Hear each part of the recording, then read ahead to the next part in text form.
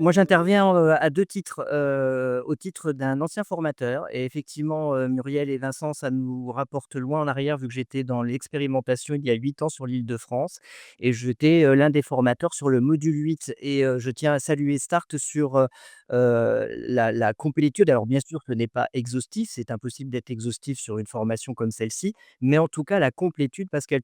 touche l'ensemble des sujets sur l'ensemble des dimensions de l'écosystème qui vont intervenir autour de la personne TND et de sa famille et ça, c'était vraiment une première et me concernant plus particulièrement, alors j'étais directeur à l'époque d'une structure qui était spécialisée sur la coordination des, parcours des personnes avec autisme et je suis maintenant directeur général d'une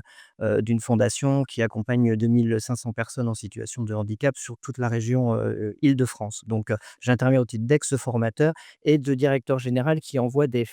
salariés de sa fondation, suivre Start.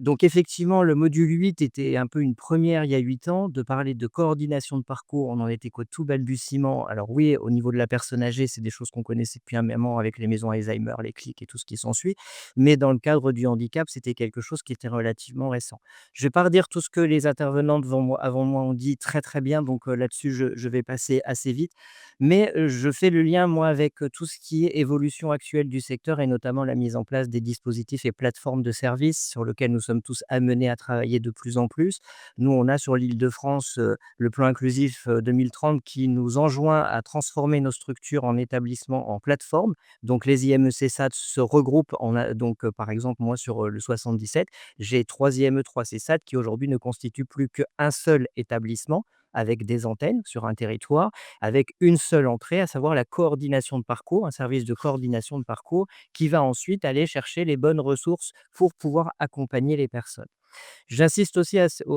moment de la discussion sur le fait que ce qui est intéressant dans Start, c'est qu'effectivement, on ne peut pas former tout le monde à l'ensemble des outils dans nos établissements, bien entendu, mais vu qu'on touche l'ensemble des outils qui peuvent, justement, être utilisés dans le cadre des accompagnements, c'est extrêmement précieux et il est extrêmement précieux d'avoir des personnes que l'on va pouvoir former, certains sur le Teach, d'autres sur le PEX, d'autres sur le Makaton et ainsi de suite. Je ne rentre pas plus dans le détail que cela,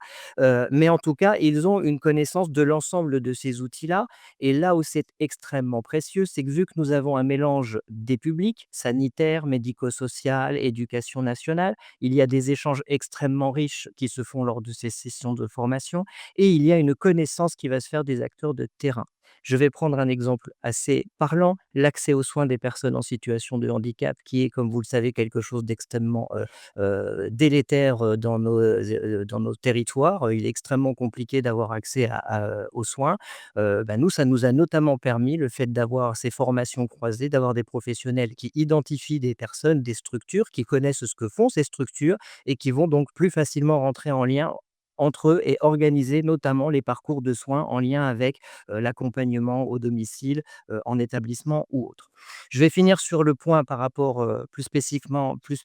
à la mise en place des plateformes de services. Donc quand on fait plateforme de services, c'est modalités d'accompagnement en établissement, modalités d'accompagnement en milieu ordinaire et une fonction appui ressources sur le territoire sur lequel nous intervenons. D'où le fait, enfin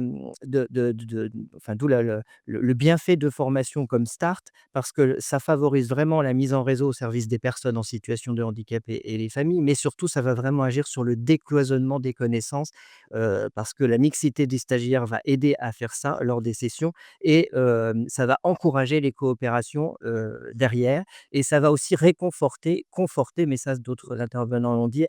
chacun des professionnels dans leur savoir-faire et effectivement, il y a pas 2 fois la même situation de TND avec les comorbidités ou autres. Il faut vraiment avoir en tête et c'est ça aussi qui se met, vraiment en avant au niveau de Start, que chaque personne doit être pris dans son individualité et que le copier-coller n'est pas possible et d'autant moins possible maintenant qu'on va être sur de l'individualisation des parcours,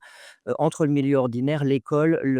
l'établissement, et tout cela. D'où effectivement une coordination des acteurs et des savoir-faire de chacun qui doit être extrêmement poussée et d'où une connaissance nécessaire des savoir-faire et des expériences de chacun.